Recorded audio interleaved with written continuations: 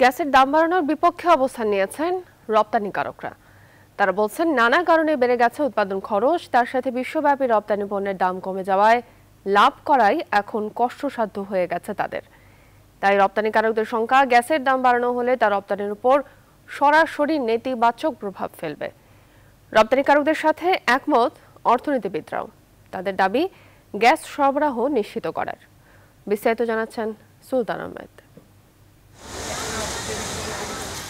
রপ্তানির জন্য বেশ সুসময় যাচ্ছে সময়টা। চলতি অর্থবছরের প্রথম ৮ মাসে পোশাক খাতের উপর ভর করে রপ্তানিতে বেশ ভালো প্রবৃদ্ধি অর্জিত হয়েছে। রপ্তানি উন্নয়ন ব্যুরোর হিসেবে ৮ মাসে মোট রপ্তানি হয়েছে $২,৭৫৬ কোটি, যেখানে প্রবৃদ্ধি অর্জন হয়েছে প্রায় ১৩%। আসার কথা তা সরকারের লক্ষ্যমাত্রার চেয়েও প্রায় ৮% বেশি। ব্যবসায়ীরা বলছেন, পোশাক খাতে শ্রমিকদের মজুরি বৃদ্ধি, কাঁচামালের দাম বৃদ্ধি সহ নানা কারণে এমনিতেই তাদের উৎপাদন খরচ বেড়েছে প্রায় ২৫%। তার উপর শিল্প উৎপাদনের অন্যতম প্রয়োজনীয় গ্যাসের দাম বাড়লে তাতে খরচ বাড়বে আরেক ধাপ। তাই বিতরণ কোম্পানিগুলোর প্রস্তাব প্রত্যাখ্যান করে দাম বাড়ানোর বিপক্ষে বিজিএমইএ সভাপতি। আমার যে গ্যাস আসছে আর যে গ্যাস আমি এলএনজি ইম্পোর্ট করতেছি, দুইটা মিলিয়ে আমার প্রাইসটা কোথায় যায়? এই ইউটিলিটি সার্ভিস দিয়ে কিন্তু পৃথিবীর কোথাও ব্যবসা করে না। আমাদের এখানে ইউটিলিটি সার্ভিস দিয়ে ব্যবসা করতে চায়, এইটা বন্ধ করতে হবে। তিনি বলছেন, গ্যাস সংকটে শিল্প উৎপাদন যাতে ক্ষতির মুখে না পড়ে সেই দিকে নজর দেওয়া উচিত সরকারের।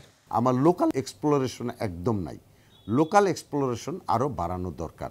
আমাদের যে সমুদ্রে যে আমরা শুধু বলতেছি যে সমুদ্র বিজয় হয়েছে আমাদের, তাই তো? তাইলে সমুদ্র যখন বিজয় হয়েছে, সমুদ্রে আমাদের গ্যাস আছে, সেগুলো আমরা কেন এক্সপ্লোর করছি না? লাভে থাকার পরও বিতরণ কোম্পানিগুলোর দাম বাড়ানোর প্রস্তাবের যৌক্তিকতা নিয়ে প্রশ্ন তুলছেন বিশেষজ্ঞরা। পণ্যের দাম বৃদ্ধি পেয়ে আমাদের দেশি ভোক্তাদের উপর চাপ পড়তে পারে। অন্যদিকে আমরা যেসব পণ্য বিদেশে রপ্তানি করি, সেগুলোর ক্ষেত্রে যখন উৎপাদন ব্যয় বৃদ্ধি পাবে, সেই মূল্যগুলো কিন্তু খুব কম্পিটিটিভ, কয়েক পয়সার ব্যবধানে আমাদেরকে ট্রেড করতে হয়।